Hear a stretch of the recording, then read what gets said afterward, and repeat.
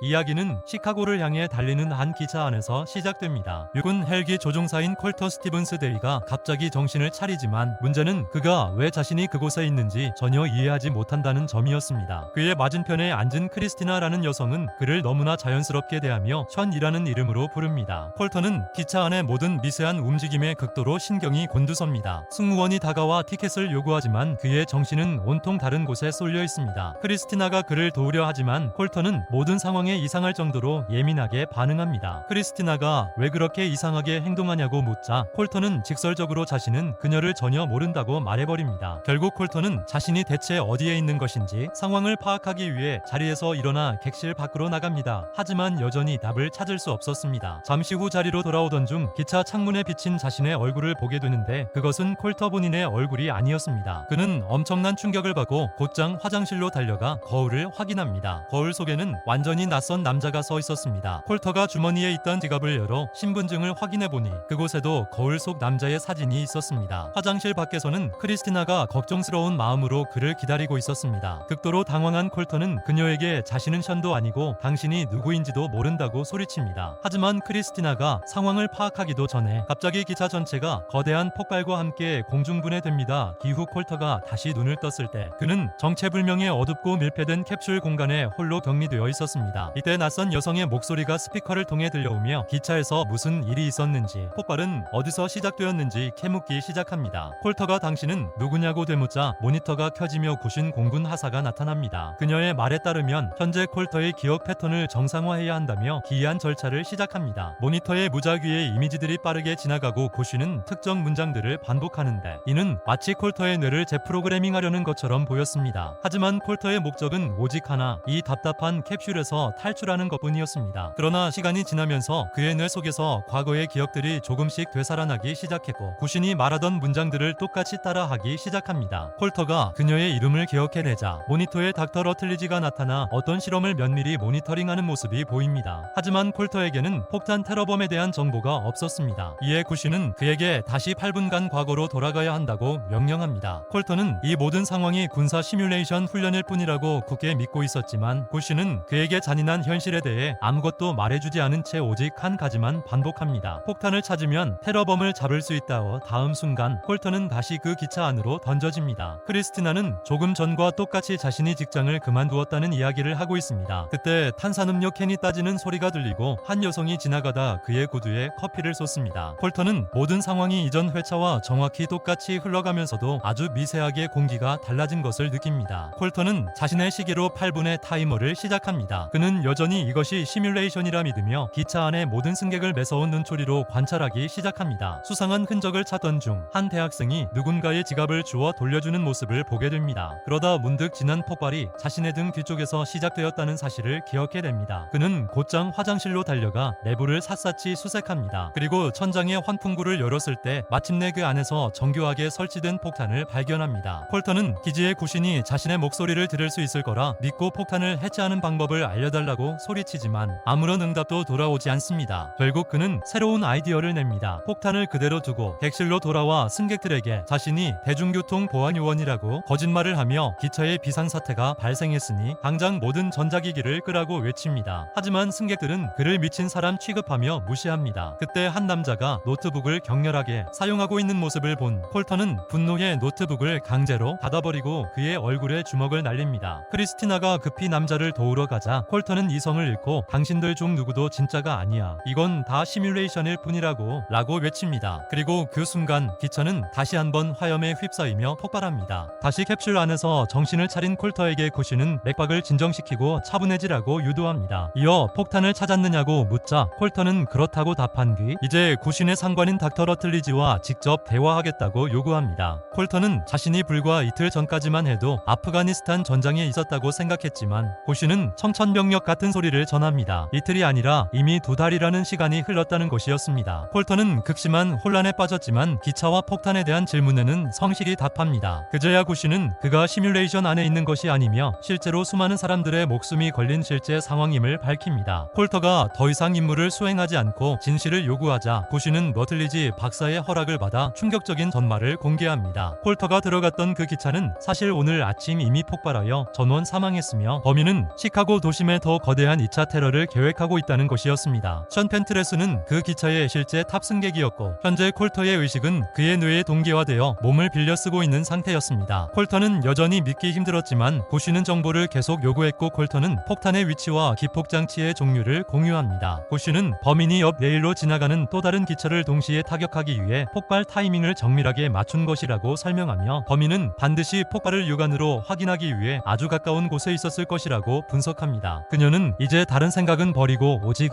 승객들에게만 집중해 임무를 완수하라고 명령하며 콜터를 다시 기차로 보냅니다. 눈을 뜨자 기차 안에서는 또다시 같은 대화가 흐르고 커피가 쏟아집니다. 하지만 이번에 크리스티나는 매우 차분하게 대처합니다. 콜터는 그녀의 순수하고 따뜻한 성품을 느끼며 처음으로 그녀가 단순한 잔상이 아니라 진짜 살아있는 존재일지도 모른다는 생각을 하게 됩니다. 콜터는 승무원에게 혹시 기차 안에 이상하게 행동하는 승객이 없냐고 묻지만 승무원은 오히려 콜터를 이상한 사람 취급합니다. 콜터는 크리스티나의 옆에 앉아 수상한 사람이 없는지 함께 찾아보자고 제안하며 이를 하나의 게임처럼 생각하라고 유도합니다. 크리스티나는 콜터가 농담을 하는 줄 알고 승객들을 보며 가벼운 장난을 칩니다. 그녀는 션 콜터의 매일 이 기차를 타니 자신보다 승객들을 더 잘 알지 않냐고 말합니다. 그때 화장실에서 나오는 한 남자가 콜터의 눈에 들어옵니다. 이를 본 크리스티나는 백인이 아니라는 이유로 사람을 차별하면 안 된다며 테러범으로 의심하는 콜터를 만류하지만 동시에 화장실에서 나오는 사람은 저 사람밖에 보지 못했다라는 단서를 제공합니다. 이 말에 콜터는 그 남자를 강하게 의심하게 됩니다. 이후 콜터는 지갑을 확인하다가 소지품 속에서 크리스티나의 이름이 적힌 노트를 발견합니다. 그는 조금 전 화장실에서 나온 남자가 내리자 크리스티나를 데리고 그의 뒤를 쫓아 기차역 플랫폼으로 내려갑니다. 콜터는 크리스티나에게 밖에서 기다리라고 한 뒤 남자를 따라 역 내 화장실로 들어갑니다. 안에서는 누군가 구토를 하는 소리가 들렸고 콜터는 남자를 강하게 압박하며 수색하기 시작합니다. 남자는 극도로 불쾌해하며 화장실을 나가 벤치에 앉습니다. 콜터는 그에게 다가가 전화를 빌려달라고 요구하지만 남자는 화를 내며 자신을 혼자 내버려 두라고 소리칩니다. 상황은 콜터가 남자를 폭행하며 강제로 전화를 빼앗으려 하면서 걷잡을 수 없이 악화되었고 그 순간 저 멀리서 기차가 다시 한번 폭발합니다. 자신이 쫓던 남자가 범인이 아니었던 것입니다. 콜터는 다시 과거로 돌아가 진짜 범인을 찾으려 하지만 격렬한 몸싸움 끝에 진짜 범인에게 밀려 선로 위로 떨어지고 맙니다. 콜터가 정신을 차리기도 전에 역으로 진입하던 고속 열차가 그를 그대로 들이받습니다. 다음 순간 눈을 떴을 때 캡슐 안의 상황은 평소와 완전히 달랐습니다. 고신의 목소리도 들리지 않았고 시스템은 차갑게 얼어붙으며 정지하고 있었습니다. 고신의 동료 장교가 시스템 오작동으로 콜터가 위험에 처했다고 알리자 두 사람은 급히 러틀리지 박사에게 달려갑니다. 박사는 지금까지 누구도 소스 코드 시스템에 이렇게 오래 머문 적이 없다며 신호를 계속 보내 콜터의 응답을 기다리라고 지시합니다. 한편 냉동되는 캡슐 안에서 콜터는 도구 상자를 찾아내 시스템을 수동으로 재가동하는 데 성공합니다. 서서히 기지의 목소리들이 다시 들려오기 시작하고 모니터 앞에 앉아있던 러틀리지 박사가 콜터와 직접 연결됩니다. 박사는 이 소스 코드 기계를 발명한 사람이 바로 자신이며 모든 통제권이 자신에게 있다고 밝힙니다. 콜터가 자신이 기차 안에서 한 여성을 구했다고 주장하자 뒤늦게 합류한 고쉬는 승객을 구하는 것은 임무가 아니라고 선을 긋습니다. 하지만 콜터는 분명히 그녀를 살려냈다고 확신합니다. 이에 러틀리지 박사는 냉정하게 현실을 짚어줍니다. 자네가 본 것은 소스 코드 안에 남은 과거의 데이터일 뿐이네. 실제 세상이 아니야. 자네는 과거로 돌아가 범인이 누구인지만 알아낼 수 있을 뿐. 이미 일어난 과거를 바꿀 수는 없네. 콜터가 믿지 못하자 고쉬는 크리스티나의 이름을 온라인으로 검색해 보여줍니다. 그녀는 오늘 아침 기차 폭발로 이미 사망한 상태였습니다. 슬퍼할 시간도 잠시. 시카고 도심 한복판에 대규모 방사능 버티밤을 터뜨리겠다는 테러범의 경고가 접수되어 도시 전체에 대피령이 내려집니다. 군 당국은 콜터가 이 기차 테러범을 찾아내면 2차 도심 테러를 막을 수 있을 것이라 판단합니다. 고쉬는 그를 다시 보내기 전 기차 내부 비밀 장소에 숨겨진 권총의 위치를 알려주며 임무 완수를 위해 필요한 모든 무력을 사용해도 좋다고 허락합니다. 기차에서 다시 눈을 뜬 콜터는 크리스티나의 얼굴을 보며 깊은 슬픔과 애틋함을 느낍니다. 임무를 위해 권총을 찾아 확보하는 데는 성공하지만 권총을 꺼내는 모습을 승무원에게 들키고 맙니다. 콜터가 총을 겨누며 제압하려던 찰나 뒤에서 접근한 다른 승무원의 전기 충격기 테이저건에 맞아 쓰러집니다. 눈을 뜨니 크리스티나가 걱정스러운 눈으로 그를 보고 있습니다. 시간이 얼마 남지 않았음을 직감한 콜터는 그녀에게 만약 살 수 있는 시간이 딱 1분 남았다면 무엇을 하겠냐고 묻습니다. 크리스티나는 그렇다면 아버지께 전화해 용서를 구하겠다고 답하며 그를 진정시킵니다. 그리고 기차는 다시 폭발합니다. 캡슐로 돌아오기 전 콜터의 뇌리에는 크리스티나와 함께했던 행복한 환영들이 스쳐 지나갑니다. 벽안된 상태로 돌아온 콜터는 권총 아이디어는 콜터는 실패했다고 말하며 제발 자신의 아버지와 통화하게 해달라고 여언합니다. 구씨는 상황을 회피하며 노력해보겠다고만 답합니다. 콜터가 자신의 진짜 상태에 대해 묻자 구씨는 격리 벽에 불을 켜며 콜터의 잔인한 현실을 보여줍니다. 아프가니스탄에서 폭발 사고를 당한 콜터의 실제 신체는 뇌의 일부만 살아있을 뿐 사지가 절단된 채 기계 장치에 의존해 간신히 숨만 쉬고 있는 비참한 상태였습니다. 그가 보는 캡슐 공간 역시 뇌가 만들어낸 환상에 불과했습니다. 러틀리지 박사는 시간이 없다며 도심 테러를 막기 위해 그를 당장 기차로 돌려보내라고 소리칩니다. 콜터는 박사에게 내가 오늘 아침 기차 안에서 당신에게 전화를 걸었었다고 말하지만 박사는 전화를 받은 적이 없으며 만약 받았다고 해도 그것은 평행우주속도 다른 자신일 뿐이라고 일축합니다. 박사는 수많은 군인들이 이런 상태로라도 국가에 봉사할 기회를 얻으면 기뻐할 것이라며 죽음보다 가치 있는 일이라고 설득합니다. 하지만 콜터는 어떤 군인들에게는 한 번 제대로 죽는 것이 진정한 군 복무입니다 라고 뼈있는 말을 던집니다. 이에 박사는 이번 임무만 완수하면 전원 장치를 끄고 편안히 죽게 해주겠다고 약속합니다. 200만 명의 시민들의 목숨이 걸려있다는 압박 속에 박사는 범인을 잡을 때까지 콜터를 끊임없이 기차 안으로 밀어넣습니다. 반복되는 루프 속에 정신적으로 피폐해진 콜터가 더 이상 못하겠다고 포기하려 하자 박사는 콜터의 아버지가 아들을 잃고 슬퍼하며 진작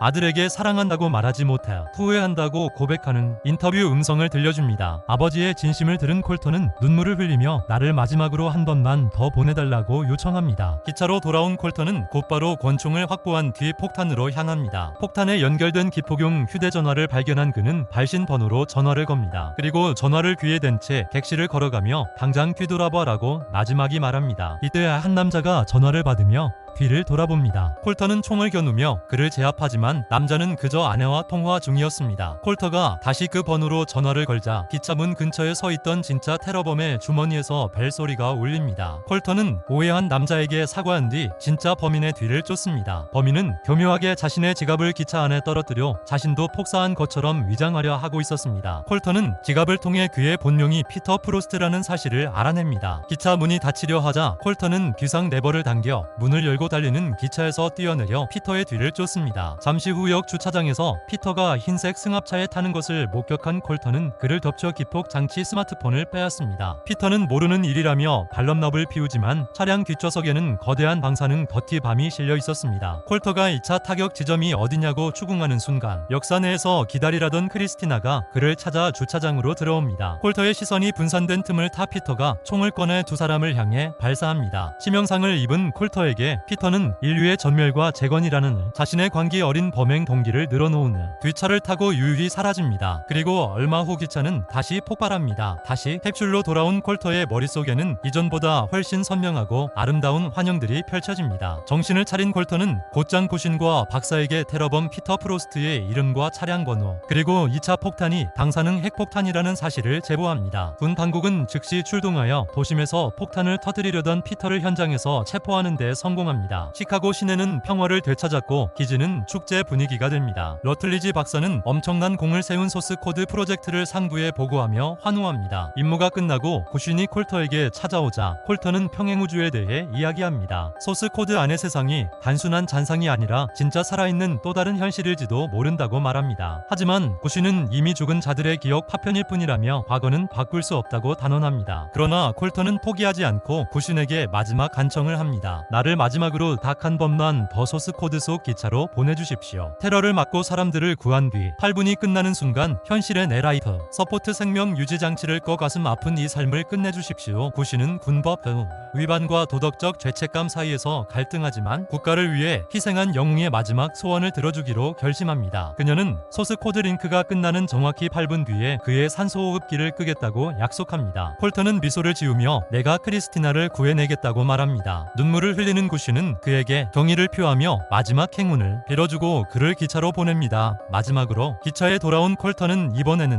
크리스티나에게 곧바로 다가가 데이트 신청을 하고 그녀는 기쁘게 승낙합니다. 콜터는 세상을 구하기 위해 딱 몇 분만 시간을 달라고 말한 뒤 신속하게 움직입니다. 그는 화장실 천장에 폭탄으로 가 기폭 장치와 휴대전화 선을 모두 분리해 폭탄을 완전히 무력화합니다. 이어 객실로 돌아와 태연하게 피터 프로스트의 옆을 지나치며 승무원의 수갑을 훔칩니다. 그 시각 실제 현실의 기지에서는 러틀리지 박사가 상부로부터 극찬을 받고 사무실로 돌아옵니다. 박사는 구신에게 콜터의 기억을 완전히 포맷 삭제하고 다음 테러 임무를 위해 그의 뇌를 재정비하라고 잔인한 명령을 내립니다. 박사는 처음부터 콜터를 안락사시켜 줄 생각이 전혀 없었던 것입니다. 이 사실을 알게 된 구신은 깊은 혐오감과 슬픔을 느낍니다. 한편 기차 안에서 콜터는 내리려는 피터를 제압해 기차 기둥의 수갑으로 묶어버립니다. 그리고 그의 범행 전말과 방사능 폭탄이 실린 차량 위치를 경찰에 신고한 뒤 피터의 휴대전화를 빼앗아 확보합니다. 콜터는 그 전화를 이용해 본 기지에 있는 구신에게 한 통의 이메일을 보내고 자신의 아버지에게 전화를 겁니다. 콜터는 자신이 아들의 군대 동료라고 사칭하며 아들이 마지막 순간에 아버지를 얼마나 사랑했고 미안해했는지 전해 들가슴 뭉클한 통화를 나눕니다. 그 사이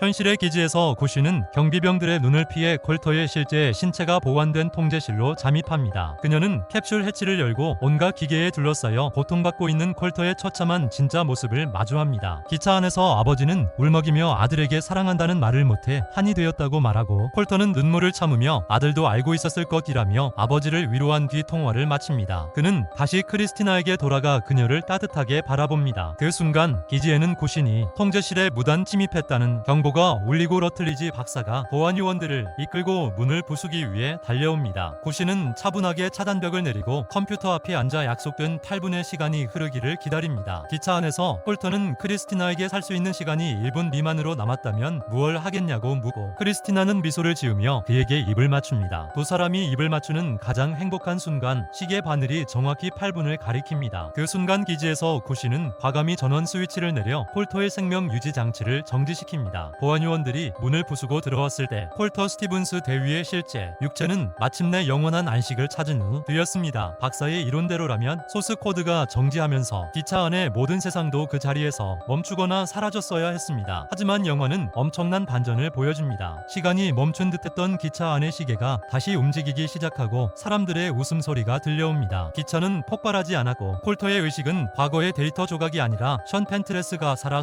쉬는 완전히 새로운 평행우주 새로운 타임라인에 완벽하게 정착한 것이었습니다. 콜터는 션의 몸으로 크리스티나의 손을 잡고 기차에서 내려 시카고의 아름다운 밀레니엄 파크를 걸어갑니다. 같은 시각 그 새로운 평행우주 속의 공군기지 출근한 구신 하사는 자신의 컴퓨터에 한 통의 이메일이 와 있는 것을 발견합니다. 그것은 바로 콜터 스티븐스가 보낸 메일이었습니다. 구신 하사님, 당신이 이메일을 읽고 있다면 그건 러틀리지 박사의 말이 틀렸다는 뜻입니다. 소스 코드는 단순히 과거를 재현하는 프로그램이 아니라 완전히 새로운 세상을 창조하는 기술이었습니다. 오늘 아침 기차 테러는 발생하지 않았고 범인은 기차역에 묶여 있습니다. 그리고 지금 기지 어딘가 캡슐 안에서 고통받고 있을 또 다른 나 콜터 스티븐스 대위를 찾아내면 부디 그에게 다 잘 될 거라고 말해주고 그를 도와주십시오. 콜터는 크리스티나와 함께 거울에 비친 자신의 새로운 모습을 바라보며 새로운 세계에서 두 번째 삶을 시작하는 장면으로 영화는 경이로운 막을 내립니다.